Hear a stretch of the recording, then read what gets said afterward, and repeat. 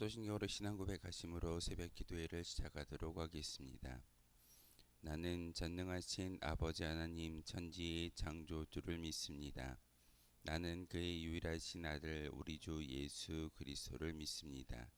그는 성령으로 잉태되어 동정녀 마리아에게서 나시고 본디오 빌라도에게 고난을 받아 십자가에 못 박혀 죽으시고 장사된 지 사흘 만에 죽은 자 가운데서 다시 살아나셨으며 하늘에 오르시어 전능하신 아버지 하나님 우편에 앉아 계시다가 거기로부터 살아있는 자와 죽은 자를 심판하러 오십니다. 나는 성령을 믿으며 거룩한 공교회와 성도의 교제와 죄를 용서받는 것과 몸의 부활과 영생을 믿습니다. 아멘. 찬송가 384장 함께 하겠습니다.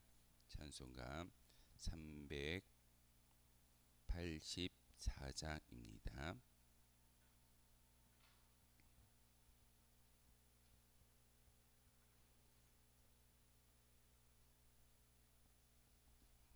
찬송가 384장입니다.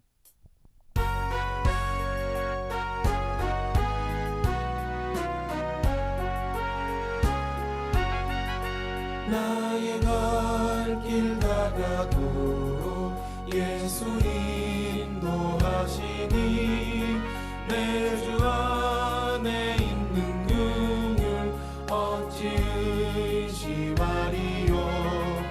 믿음으로 사는 자는 하늘 위로 받겠네. 무슨 일을 만나든지 만사 형통하리라. 무슨 일을 만나든지 만사 형통하리라. 나의 갈 길 다가도록 예수 인도하시니 어려운 일 당한 때도 족한 은혜 주시네. 나는 심히 고단하고 영혼 매우 가라나 나의 앞에 반석에서 샘물 나게 하시네. 나의 앞에 반석에서 샘물 나게 하시네. 나의 갈 길 다가도록 예수 인도하시니 그의 사랑 어찌 큰지 말로 할 수 없도다. 성령 감화 받은 영혼 하늘 날아갈 때에 영영 부를 나의 찬송 예수 인도하셨네. 영영 부를 나의 찬송 예수 인도하셨네.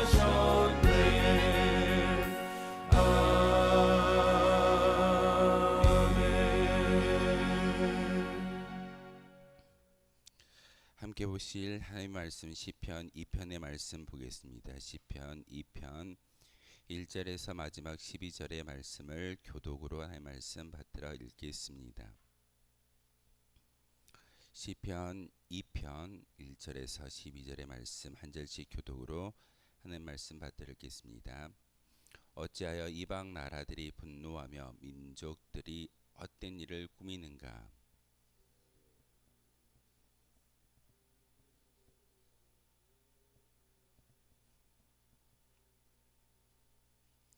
우리가 그들의 맨 것을 끊고 그의 결박을 벗어버리자 하는도다.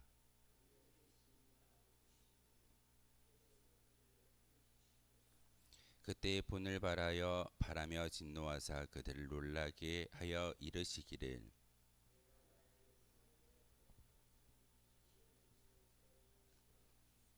내가 여호와의 명령을 전하노라. 여호와께서 내게 이르시되 너는 내 아들이라. 오늘 내가 너를 낳았도다.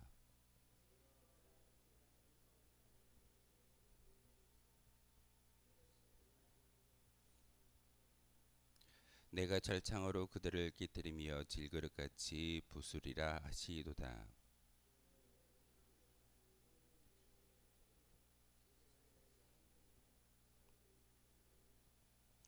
여호와를 경외함으로 섬기고 떨며 즐거워할지어다.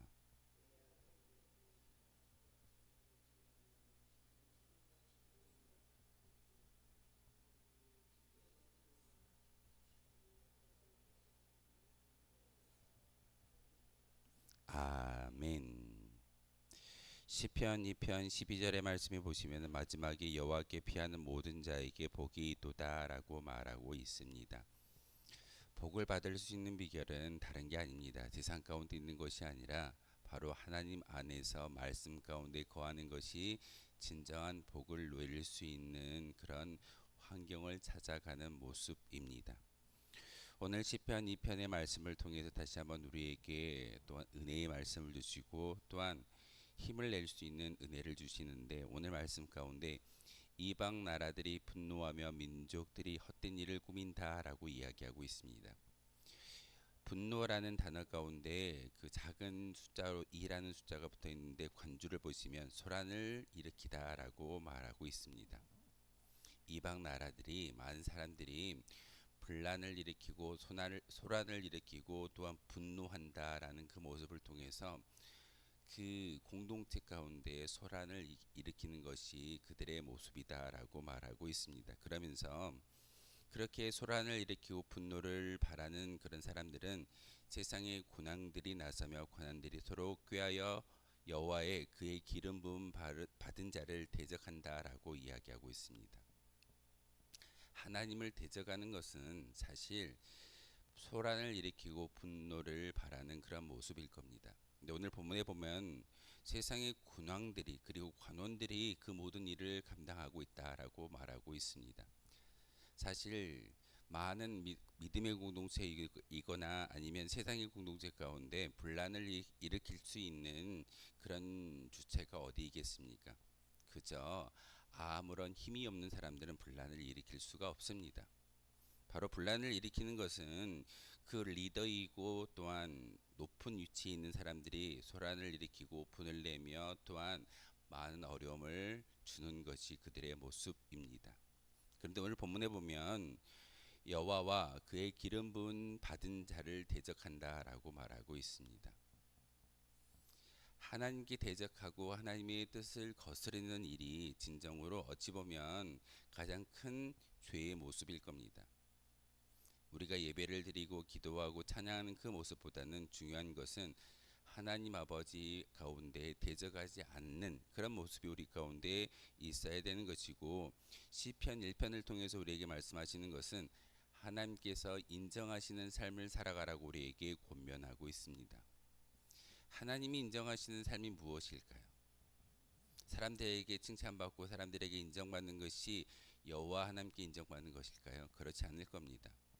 철저히 시편 1편을 통해서 우리에게 말씀하시는 것처럼 여호와의 율법을 주야로 묵상하고 즐거워하는 자가, 그리고 하나님께 인정을 받을 만한 그런 일을 행하는 자가 진정 하나님께 복 있는 사람이 된다라고 말하고 있습니다.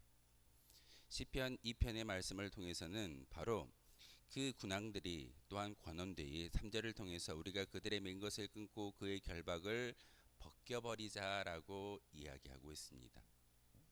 다시 말하면 그들의 세상의 방법으로 기름 부음 받은 자를, 하나님의 어떤 사람들에게 어려움을 주고 분란을 일으키고 분노를 바라며 또한 많은 소란을 일으키는 것은 다름 아닌 군왕들이고 또한 관리들의 모습을 통해서 힘 있는 사람들이 그렇게 어려움을 줌으로써 그 소란을 일으킨다라고 오늘 3절을 통해서 우리에게 말하고 있습니다. 그런데 4절에 어떻게 말씀하고 있던가요? 하늘에 계신 이가 웃으시며 주께서 그들을 비우는다라고 말하고 있습니다. 군왕들이 아무리 힘이 있다 할지라도, 관원들이 아무리 힘이 있고 기름 부음 받은 자에게 대적하는 모습으로 나아간다 할지라도 하나님께서는 그들을 인정하지 않는다라고 말하고 있습니다. 하늘에 계신 이가 웃으시며라는 것은 사실 그들의 행위가 좋기 때문에 웃는 것이 아니라 그들의 행위가 악하고 악인된 모습으로 살아가기 때문에 그들을 비웃는다라고 말하고 있습니다. 그러기에 우리는 종종 말씀을 통해서 우리가 열심히 행해야 할 믿음의 본분은 바로 하나님께 인정받는 것이고 하나님께 온전히 우리의 모든 것을 내어 맡길 수 있는 믿음이어야 합니다. 그러면서 5절의 말씀을 통해서 그때의 분을 바라며 진노하사 그들을 놀라게 하여 이르신다라고 말하면서 하나님께서는 내가 나의 왕을 내 거룩한 산 시온에 세웠다 하시리로다라고 말씀하시며 우리에게 은혜의 말씀을 주시는데 7절의 말씀을 통해서 너는 내 아들이라 내가 너를 낳았고 내가 너를 지명하여 불렀나니 너는 나의 진정한 아들이 되어지고 자녀가 된다라고 말하고 있습니다. 세상들의 군왕을 무서워하겠습니까? 관리들을 무서워하겠습니까? 하나님이 인정하는 그 모습을 온전히 따를 때만이 이 세상을 이겨나갈 수 있는 힘이 바로 하나님을 통해서 주어진다라고 말하고 있습니다. 그러기에 우리의 위치와 우리의 모습을 다시 한번 기억할 수 있어야 합니다. 다윗이 왕이 되어졌기 때문에 왕의 그런 왕자가 그 자리가 다윗을 지켜주는 것이 아니라 하나님이 함께하여 주시고 동행하시기 때문에 결국은 40년의 그 왕권을 유지할 수 있었던 힘은 다윗이 성군이기 때문에 주어지는 것이 아니라 하나님의 기름 부음을 받고 하나님께 온전히 기도함으로 의탁하였기에 다른 이방 나라들의 많은 군왕들과 관리들의 그런 어떤 분노와 소란이 있다 할지라도 그것을 이겨낼 수 있는 힘이 바로 다윗에게 있었음을 이 시편을 통해서도 분명하게 말하고 있습니다. 그래서 저는 오늘 너는 내 아들이라 오늘 내가 너를 낳았다라고 했던 이 말씀 바로 하나님이 우리에게 주시는 긍휼의 말씀이고 우리가 다시 한번 힘을 낼 수 있는 귀한 말씀이 바로 이 7절의 말씀일 줄 믿습니다. 하나님이 우리를 선택하셨고 우리를 낳으셨고 우리 가운데 다시 한번 하나님의 영광을 드높일 수 있는 그런 은혜가 우리 가운데 있음을 오늘 7절의 말씀을 통해서 말하고 있습니다. 그러면서 8절 이하의 말씀을 통해 하나님은 기름 부음 받은 자 그리고 하나님께서 이 땅에 보내신 하나님의 백성들 가운데 이렇게 이야기합니다. 구하라 내가 이방 나라를 내 유업으로 주리니 내 소유가 땅 끝까지 이른다라고 말하고 있습니다. 사실 세상의 많은 나라의 군왕들과 관리들의 힘에 의하면 사실 힘이 없고 연약하고 위기적인 상황에 놓일 수밖에 없는 것이 현실입니다. 하지만 그보다 더 크신 하나님께서 우리와 함께 하시기에 우리는 하나님께 구할 수 있는 은혜가 있습니다. 기도할 수 있는 은혜가 있기에 어려움을 당하고 환난이 있다 할지라도 우리는 하나님께 기도함을 통해서 하나님께서 모든 것을 책임져 달라라고 기도할 수 있다는 사실입니다.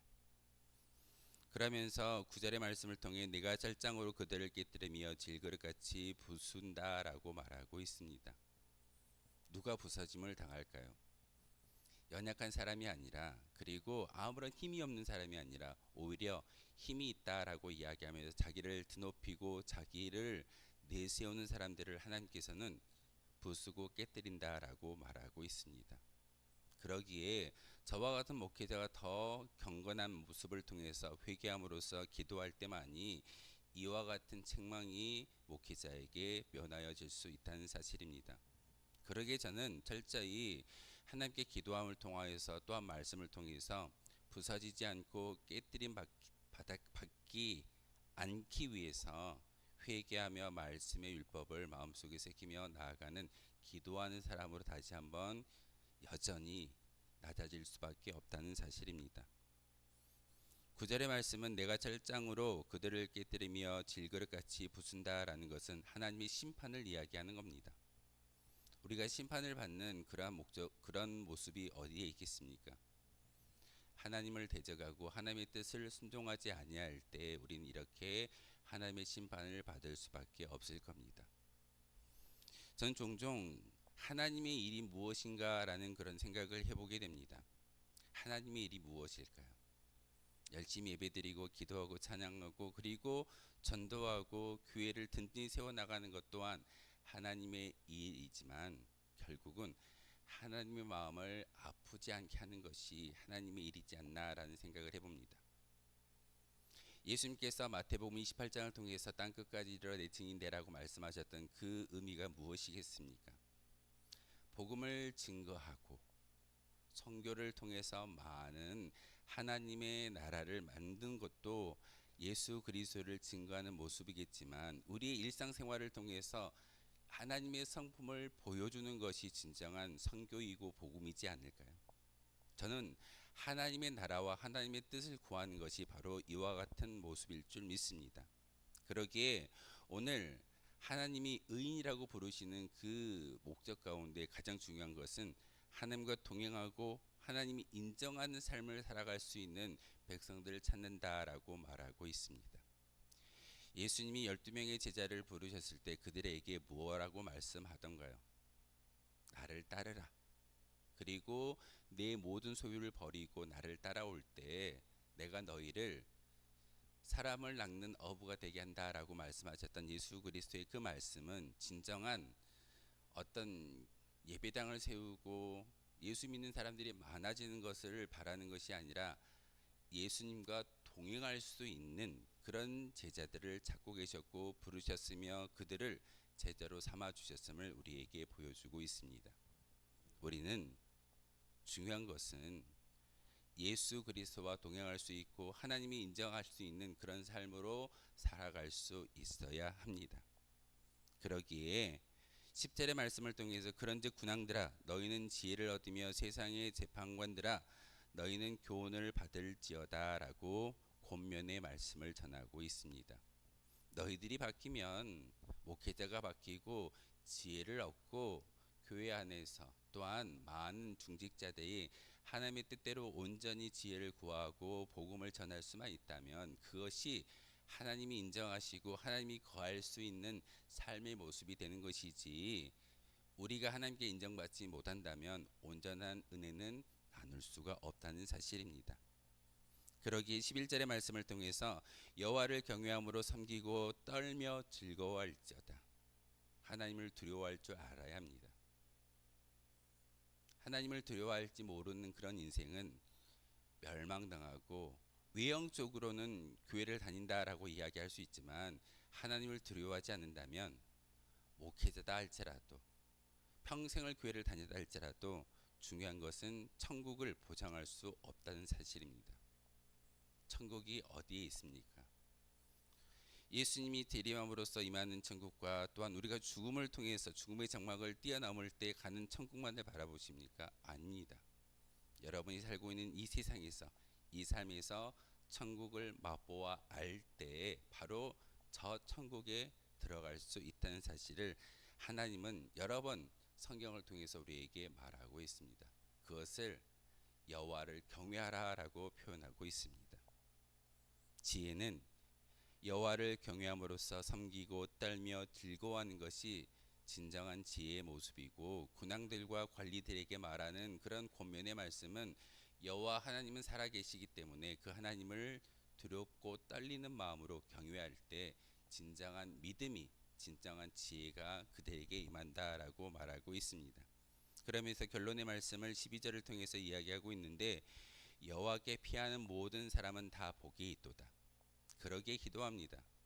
어려움을 당하고 환난이 임한달지라도 여전히 기도하는 것은 내가 할 수 없기에 하나님께 피하고 기도함을 통해서 바로 모든 사람이 복을 받는다라고 말했던 것처럼 복을 받을 수 있는 그런 사람으로 바뀌어지기 위해서 제가 할 수 없기에 기도하고 간구하고 하나님께서 역사하여 주십시오라고 기도하는 것이 오늘 본문의 이야기입니다.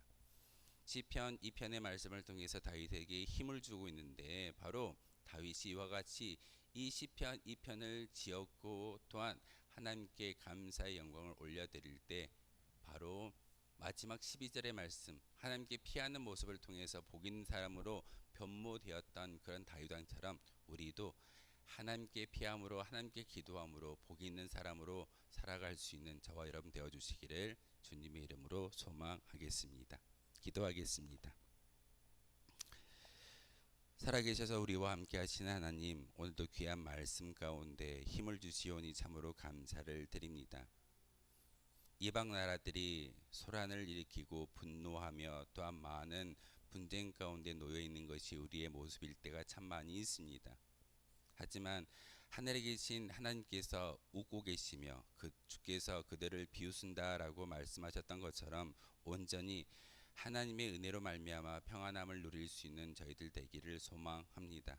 우리의 수고와 우리의 노력을 통해서 얻는 평안함이 아니라 하나님이 주시는 이 평안함을 통하여 모든 막힌 담이 무너질 수 있게 하시고 열리게 하시고 또한 환경이 바뀌어짐으로써 온전히 하나님의 복음만을 증거할 수 있는 거룩한 주의 도구가 되기를 소망합니다.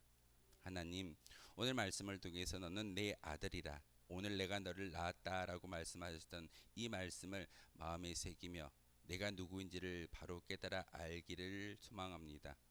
하나님께서 우리를 낳으셨고 하나님께서 우리를 자녀 삼아 주셨고 하나님께서 우리를 귀한 하나님 나라의 백성으로 인쳐 주셨기에 다시 한번 그 힘을 가지고 나아갈 수 있는 은혜가 있음을 오늘 말씀을 통해서 깨닫게 하셨사오니 하나님, 주께 피하는 자는 모두 다 복을 받는다라고 말씀하셨던 것처럼 내가 힘이 있어서 믿음이 있어서 또한 의로운 의인이기에 주께 피하는 것이 아니라 아무것도 할 수 없고 지극히 낮아짐을 통하여서 하나님께 피하고 있으니 하나님 도와주시고 하나님께서 해결하여 주시고 하나님께서 능력을 발하여 주시옵소서. 그리함으로써 오늘 하루도 하나님의 영광을 위해 살아갈 수 있는 거룩한 주의 백성들 되게 도와주옵소서. 예수 그리스도의 이름으로 기도하옵나이다. 아멘.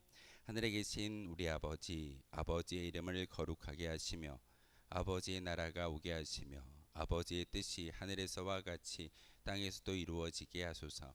오늘 우리에게 일용할 양식을 주시고 우리가 우리에게 잘못한 사람을 용서하여 준 것 같이 우리 죄를 용서하여 주시고 우리를 시험에 빠지지 않게 하시고 악에서 구하소서.